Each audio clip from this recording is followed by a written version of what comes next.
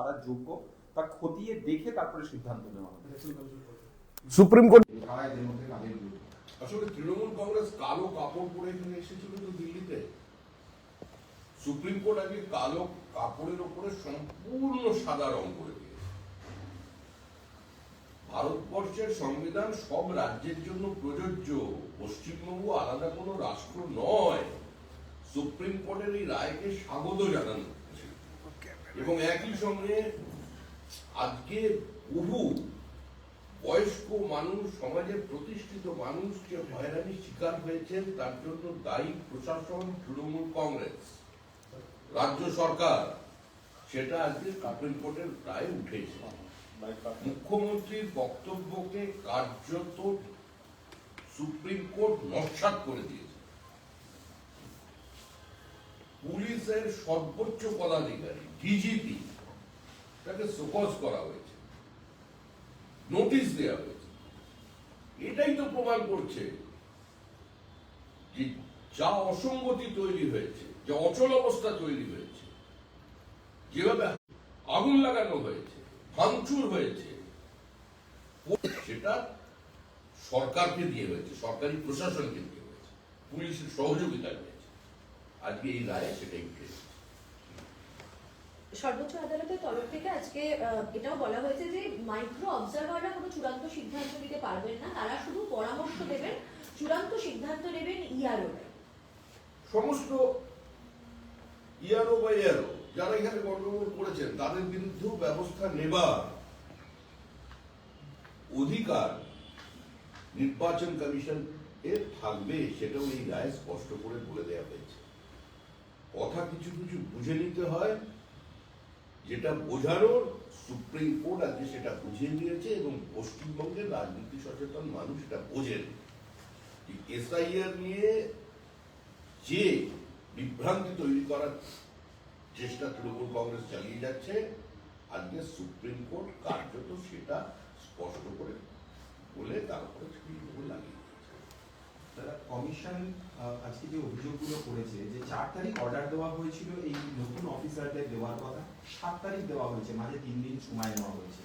যে পদমর্যাদার অফিসার চাওয়া হচ্ছে সেই পদমর্যাদার অফিসার দেওয়া হচ্ছে না, সেই সংখ্যায় দেওয়া হচ্ছে না। কোথাও কি রাজ্য চাইছে এই এসআইআর প্রক্রিয়াটা যাতে এসআইআর প্রক্রিয়াকে ব্যস্ত দেওয়ার জন্য, এসআইআর বন্ধ করবার জন্য মুখ্যমন্ত্রীর নেতৃত্বে তৃণমূল কংগ্রেস আপ্রাণ চেষ্টা চালিয়ে গেছে, কিন্তু এসআইআর হবেই। এসআইআর সম্পূর্ণ করেই পশ্চিমবঙ্গে ভোট হবে। আমাদের দলীয় অবস্থান এটাই যে নো এসআইআর নো ভোট। এবং যে ফর্ম 7 ভোটার লিস্টে শুদ্ধিকরণ চলছে, সেখানে নিরপরাধ মানুষের উপরে আক্রমণ করা হচ্ছে, ভিন্ন রাজনৈতিক দলের বিএলএ-2দের বাড়িতে গিয়ে তাদের হুমকি দেওয়া হচ্ছে, বিভিন্ন হেলথ ক্যাম্পকে পুড়িয়ে দেওয়া হচ্ছে, ফর্ম 7 কিনে নিয়ে তার উপরে আগুন লাগানো হচ্ছে, তাদের ধমকি দিয়ে বলা হচ্ছে যে কোনোদিন অন্য রাজনৈতিক দল করব না। এই অভিযোগ জানিয়ে মৃত ভোটার এর সম্পর্কে নাম তুলতে যাওয়াটা আমার অন্যায় হয়েছে, সেটাকে ভিডিও করে ছাড়া হচ্ছে। দেখবার দায়িত্ব কি খালি মুখ্যমন্ত্রী বলে ছাড়া পাওয়া গেছে, এটাই প্রত্যাশা। তিনি আরো কবিতা লিখুন, জীবনের উত্থান পতন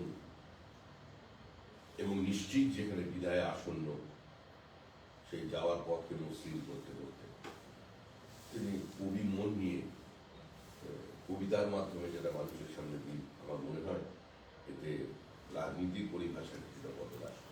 দাদা, আজকে 7 দিন সময় বাড়ানো হয়েছে ক্লেমস এবং অবজেকশন জমা দেওয়ার জন্য, প্রাথমিকভাবে স্ক্রুটিনির জন্য। জাতীয় নির্বাচন কমিশন কেন সময় বাড়াতে হচ্ছে?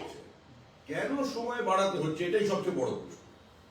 সময় বাড়াতে হচ্ছে এই কারণেই, কারণ তৃণমূল কংগ্রেস তাদের প্রশাসনকে ব্যবহার করে সরকারি সমস্ত শক্তিকে লাগিয়ে দিয়ে তারা এই প্রক্রিয়াকে বানচাল করবার জন্য চেষ্টা চালিয়ে গেছে। সেটাই আজকে সুপ্রিম কোর্টের রায়ের মধ্যে স্পষ্ট হয়ে গেছে। না, এখানে জাতীয় চূড়ান্ত ভোটার তালিকা প্রকাশের দিনও তো তাহলে পেছাচ্ছে, তাহলে নির্বাচন সংক্রান্ত কেন এই নির্বাচন প্রক্রিয়া পিছবে? এর জন্য দায়ী কে? তৃণমূল ভয় পায় আজকে তৈরি হয়েছে সারা রাজ্য জুড়ে। তৃণমূল কংগ্রেসের সরকারটা নেই, ওটা জীবন্ত জীবাশ্ম। যা কিছু অসঙ্গতি, যা কিছু দেরি, যা কিছু মানুষের হয়রানি, তার জন্য দায়ী হচ্ছে তৃণমূল কংগ্রেস। তাহলে কি আপনারা পুরনো ভোটার তালিকায় ভোট এরকম সওয়াল করবেন কি? কারণ আজকে এই সওয়ালে উঠেছে যে যদি এসআইআর শেষ হতে দেরি হয়, নির্বাচন প্রক্রিয়া যদি কন্টিনিউ করা যায়, তাহলে পুরনো ভোটার তালিকায় পুরনো ভোটার তালিকায় নির্বাচন হোক, এটা পশ্চিমবঙ্গের কোনো মানুষ চায় না। আমরা কি মানুষ যেটা চায়, রাজনৈতিক দল তার পক্ষেই কথা বলে, মানুষের বিপক্ষে যেতে পারে না। এই মুহূর্তে পশ্চিমবঙ্গের আপামর জনসাধারণ চাইছেন এসআইআর সম্পূর্ণ হোক, রাজ্যটা ধর্মশালা যাতে না হয়ে যায় সেটা দেখা হোক, এটা আবার নতুন করে বাংলাদেশের সঙ্গে যুক্ত না হয় সেটা দেখা হোক। আর তার কারণেই এসআইআর হবে। এসআইআর ছাড়া আমরা নির্বাচন করতে দেব না। নো এসআইআর নো ভোট, এটা আমাদের ঘোষিত অবস্থান। দাদা, একটা ব্যারাকপুরে একটা ঘটনা ঘটেছে, একজন কাউন্সিলর তার লাঠিতে একজন 81 বছরের বৃদ্ধ তিনি মারা গিয়েছে।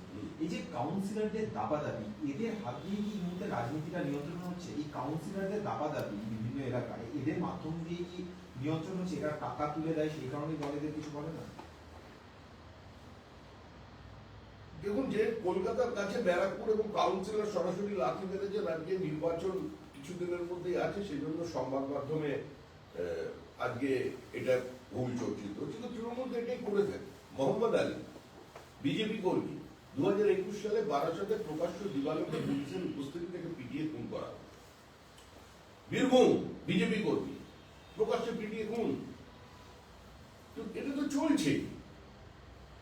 তৃণমূল তো এই আবার অনেকদিন পরে বিজেপিকে মানলো, মাঝখানে এইটা নিয়ে দুটো হলো, এটাকে বাঁকুড়া একজনকে খুন করলো, আবার আজকে করলো। তো এটাই চলছে, চূড়ান্ত নৈরাজ্য, অরাজকতা। পশ্চিমবঙ্গের সাংবিধানিক ব্যবস্থা ভেঙে পড়েছে। মানুষ আমাদের জিজ্ঞেস করছে কেন এই সরকারটা এখনো আছে, আমাদের কাছে উত্তর নেই। কিন্তু তৃণমূল বলছে তারা রাজধর্ম পালন করেছে, তাকে সাসপেন্ড করা হয়েছে, তাকে গ্রেপ্তার করা হয়েছে। এই কাউন্সিলরকে সাসপেন্ড করা হয়েছে, গ্রেপ্তার করা হয়েছে। না করে তো করার কিছু নেই। রাজধর্ম পালন করছে টিএমসি বলছে, তৃণমূল বলছে আমরা রাজধর্ম পালন করেছি। আর তৃণমূল রাজধর্ম সবসময় পালন করে।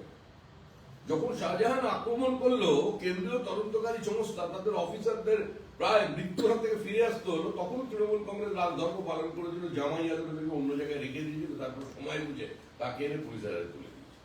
তৃণমূলের রাজধর্ম এরকমই পালন করছে। ভোট পরবর্তী হিংসায় যে তদন্ত চলছে, সেখানে পুলিশ সহযোগিতার পরিবর্তে সাক্ষীদের হস্তান্তর করছে, প্রমাণ লোকের কাজ করছে, রাজধর্ম পালন করেছে। যখন আরজি করে মেয়েটি ধর্ষিতা হয়ে খুন হয়ে গেল, তখন ওখানে সমস্ত রক্তকে ধুইয়ে দিয়ে এবং প্লেস অফ অকারেন্সকে অল্টার করে দিয়ে আজকে তৃণমূল কংগ্রেস রাজধর্মই পালন করেছে। তার মা বাবার অজ্ঞাতে কাউকে দিয়ে তাকে দাহ করে তৃণমূল, এটাই তৃণমূলের রাজধর্ম। রাজধর্মের পরিভাষাটা তৃণমূলের কাছে আলাদা। পুলিশের বিরুদ্ধে বিভিন্ন রকম অভিযোগ ওঠে। এবার একটা অন্যরকম অভিযোগ উঠেছে যে নদিয়াতে এক ব্যক্তি তার মা মারা গিয়েছেন, মায়ের চক্ষু দান করেছেন, আগে থেকে কাগজপত্র করা ছিল, চক্ষু দান করেছেন বলে সেই শিক্ষক এবং তার পরিবারের 6 জনকে পুলিশ অ্যারেস্ট করেছে। কিন্তু চক্ষু দানের মতো একটা সামাজিক যে আন্দোলন, সেটা সম্পূর্ণভাবে ধাক্কা খায়। আমি আরেকবার প্রশ্নটা শুনতে চাই। এক ভদ্রলোক তার মা মারা গিয়েছেন, মায়ের চক্ষু দান করেছে, তার চক্ষু দান আগে থেকে করা ছিল। সেই অপরাধে সেই ব্যক্তি, তিনি পেশায় শিক্ষক, তাকে এবং তার পরিবারের লোককে পুলিশ গ্রেপ্তার করেছে। কিন্তু চক্ষু দানের মতো একটা সামাজিক আন্দোলন ধাক্কা খাবে। কার চক্ষু সে দান করেছে? নিজের মায়ের। নিজের মায়ের চক্ষু দান করবার জন্য তাকে পুলিশ গ্রেপ্তার। দেখুন, এইটা নিয়ে প্রতিক্রিয়া দেওয়ার মতো ভাষা আমার নেই। আর এই বিষয়টা বোধগম্য হওয়ার জন্য আমার প্রায় 24 ঘন্টা সময় লাগবে। এরকম হতে পারে না। আমার মনে হয় এগিয়ে বাংলা, আমরা পিছিয়ে আছি। আচ্ছা, এই ওম বিড়লার বিষয়টা কি জিজ্ঞেস করে নেবো? এখতিয়ার বই দাদা এই কোশ্চেন, আপনার কোশ্চেনটা আপনার বলুন। question। এটা তো ওই কোশ্চেনটা বলে দাও। বলো না, ওই তো প্রশ্ন ভালো, ও প্রশ্ন ভালো। এই উন্নয়নের ক্ষেত্রে আপনি একটা প্রশ্ন করেছিলেন, সেক্ষেত্রে অন্যান্য রাজ্যের তুলনায় পাইপলাইন নেটওয়ার্ক কমিশন কোথায় কি অবস্থায় রয়েছে? পেট্রোলিয়াম এবং প্রাকৃতিক গ্যাস মন্ত্রণালয়ের কাছে আপনি উত্তরে জানতে চেয়েছিলেন যে রাজ্যের সমস্ত অবস্থা কি রয়েছে, রাজ্যের প্রকল্পগুলির অবস্থা কোন জায়গায় রয়েছে। সংশ্লিষ্ট সমস্ত রাজ্যে এই কাজ সম্পূর্ণ হবার পরেও শুধুমাত্র ব্যতিক্রম পশ্চিমবঙ্গ, এখানে এই পাইপলাইনের কাজকে সম্পূর্ণ করা যাচ্ছে না। তাদের আইনি জটিলতার কারণে এবং এই ব্যাপারে রাজ্য সরকার কোনো উদ্যোগ নেয়নি এবং এই কারণে বঞ্চিত হচ্ছে সাধারণ মানুষ। পশ্চিমবঙ্গে কেন্দ্রের এই প্রকল্পকে বাস্তবায়িত করা যাচ্ছে না। হয়েছে হ্যাঁ। প্রশ্নটা করতে পারে।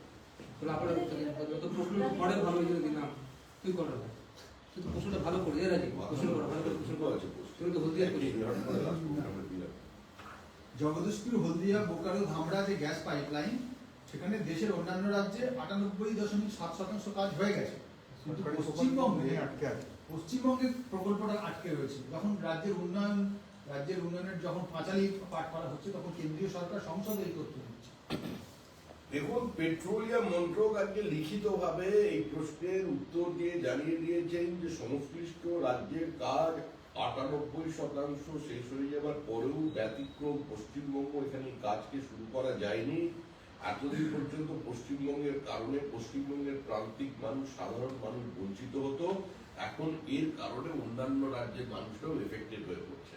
কেন্দ্রের এই পরিকল্পনা এখানে বাস্তবায়িত করা যায়নি, যেভাবে অত্যন্ত 13টা পরিকল্পনা যেটা একদম সরাসরি মানুষের সঙ্গে যুক্ত, সেটাকে বাস্তবায়িত করা যায়নি। সূর্যঘর মুখ বিজলি পশ্চিমবঙ্গের কার্যকর নয়, আয়ুষ্মান ভারত পশ্চিমবঙ্গের কার্যকর নয়, পিএম জনধন যোজনা পশ্চিমবঙ্গের কার্যকর নয়, পিএম বিশ্বকর্মা পশ্চিমবঙ্গের কার্যকর নয়। এগুলো কাদের উপকার করবার জন্য? কেন্দ্রীয় সরকারের এই প্রকল্পগুলো যেগুলো পশ্চিমবঙ্গে কার্যকর নয়, বিজেপি ক্ষমতায় এলে মেমাস যদি আসে আপনারা আসেন চালু করতে চলেছেন? সমস্ত প্রকল্প বাস্তবায়ন। সেপ্টেম্বর মাসের মধ্যে আমরা রাজ্যে আয়ুষ্মান ভারতের কার্ড সকলের কাছে পৌঁছে দেওয়ার চেষ্টা করব। এটা আমাদের ঘোষিত অবস্থা। জনহিতকর প্রত্যেকটি প্রকল্প পশ্চিমবঙ্গে বাস্তবায়িত হবে। কেন্দ্র রাজ্য সংঘাত নয়, কেন্দ্র রাজ্য সমন্বয়ের মধ্যে দিয়ে মানুষের পাশে দাঁড়ানো হবে। আরেকটা মাখানা নিয়ে বলতে।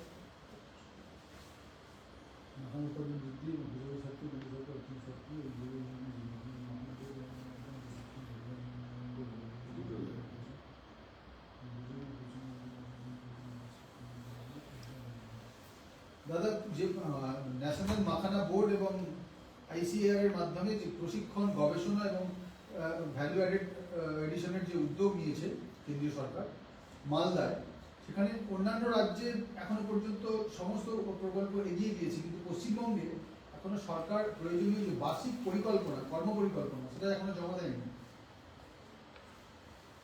দেখুন, কেন্দ্র সরকার মাখানো বোর্ড গঠন করেছে, অত্যন্ত লাভজনক একটা ফসল, যাতে উপকৃত হবেন সেখানকার কৃষকরা এবং সার্বিকভাবে স্থানীয় অর্থনীতিতে একটা প্রাণের সঞ্চার হবে। অন্যান্য রাজ্য কেন্দ্র সরকারের এই প্রকল্পকে গ্রহণ করেছেন, কিন্তু এখনো পশ্চিমবঙ্গ সরকারের পক্ষ থেকে কোনো পদক্ষেপ নেওয়া হয়নি। মালদার মানুষ, মালদার কৃষকরা বঞ্চিত হচ্ছেন। তারা এত ভালো মাখানা উৎপাদন করেও সেখানকার থেকে যে লাভজনক মূল্য পাওয়া বা সুবিধা করা বা একে আরো বেশি বাড়ানোর যে প্রচেষ্টা, সেটা কোনো সুরা করতে পারছেন না রাজ্য সরকারের অনীহার কারণে কেন্দ্র বিরোধিতারা।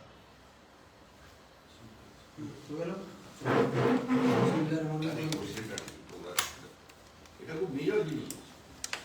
এটা না